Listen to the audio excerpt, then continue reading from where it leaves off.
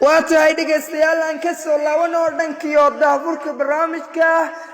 waxa kaga mahad celinayaa farsamayaqaankeena Injineer Wilwili haatana waxaan soo qabanayaa qisadii jacaylka ee la magac baxday ku kala tagii Facebook oo inoo maray qaybteedii labaad oo maanta ka xiiso badan qaybii hore ku soo dhawaada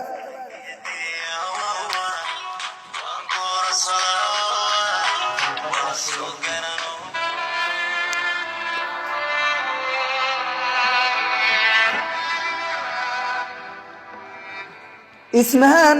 markii ay soo gashay iskuulka ugu baaxadda weyn ee degmada Dharkeeley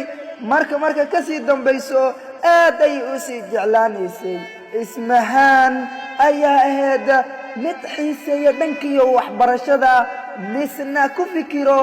in ay leebarkeeda ama qofka baceeda ay ka kormarto ismahan maalmihii iskuulka ee hadda ay dhiganaysay ayay waxay gashay imtixaano ku soo dhawaaday kaalimaha ugu wanaagsan laakiin ismahan aad waxa u soo jiitay oo qalbigeeda degay inankii caddana waa wiil aad u kaftan badan misna dadka jeclaadaan misna qof cadda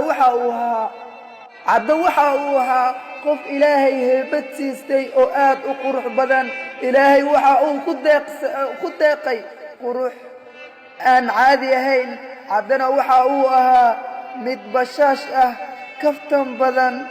laakiin ismahan ayaa cadda ka heshay misna istiri anigu cadda waxaan rabaa in aan la hadlo misna aan lambarkiisa aan ka qaato ilaa hadda muddo bil ah markay iskuulkii wada dhiganayeen ismahan iyo cadde si fiican ma aysan isla hadli jirin laakiin xilliyo waxaa la soo gaaray imtixaan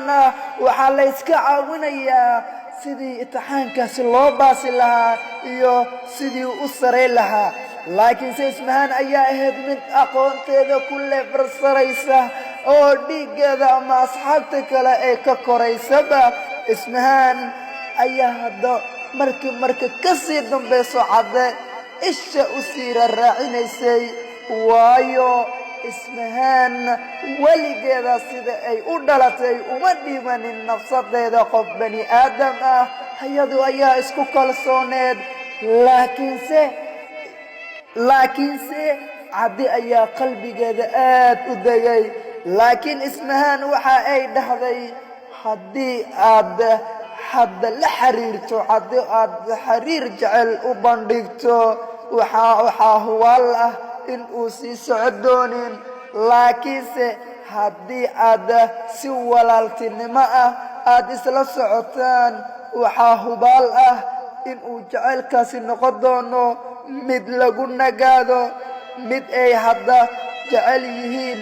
ardayda iyo macallimiinta mar waliba waxaa la iska caawinayaa dhanka iyo aqoonta waxbarashada hadda waxay ay ku tartami jireen ismahan iyo cadde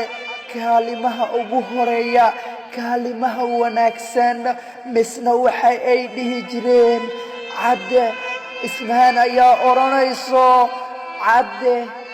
bishani hadda ma noqon kartaa qof hadda kaalintiisa iga hormara haddii aad iga hormarto cadow waxaa hubaal ah in aan awaalmarin ku sii doono cadow aad iyo aad u faraxsan misna ka muuqato farxad iyo galkacayl ayaa asagana waxa uu ku dhahay abayo ismahan waxaa hubaal ah in aan anigu kaa hormari doono oo kaa leefarsare doono haddii adig iga hormarto balan weeye waan ku awaalmarinayaa dhagaystayaal halkaas inoo joogto qisadii jacaylka ee ku kala tagii Facebook qisadani waxaa idinla socodsiinaya anigoo maxamed sayid cali maxamed jacoolow halka farsamada quruxda badan waxaa kaga mahad celinaya Injineer Wilwili waxaan ka tagay sidaas nabadgelyo